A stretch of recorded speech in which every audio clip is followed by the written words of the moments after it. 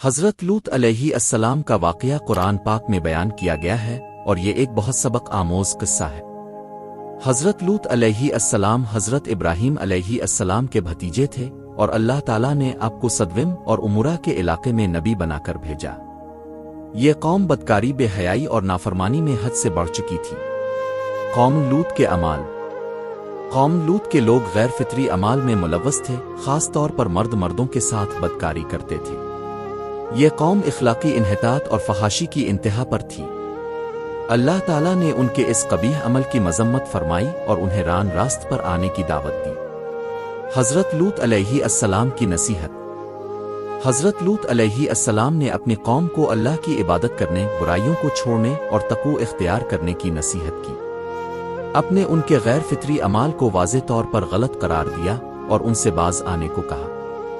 لیکن قوم نے نہ صرف اب کی نصیحتوں کو ٹھکرایا بلکہ الٹا اب کا مذاق اڑایا اور اب کو اپنی بستی سے نکالنے کی دھمکی دی۔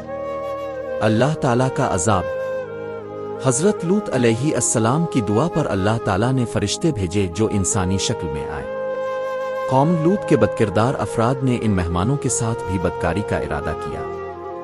اس پر فرشتوں نے حضرت لوط علیہ السلام کو تسلی دی اور عذاب کی خبر دی۔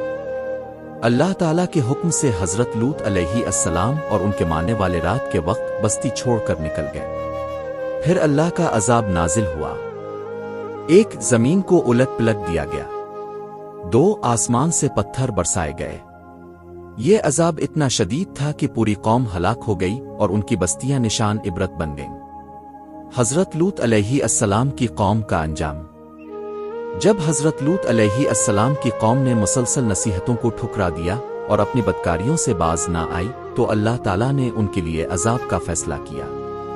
اللہ نے حضرت لوط علیہ السلام کو حکم دیا کہ وہ اپنے اہل خانہ اور مومنین کے ساتھ رات کے وقت بستی سے نکل جائیں اور پیچھے موڑ کر نہ دیکھیں۔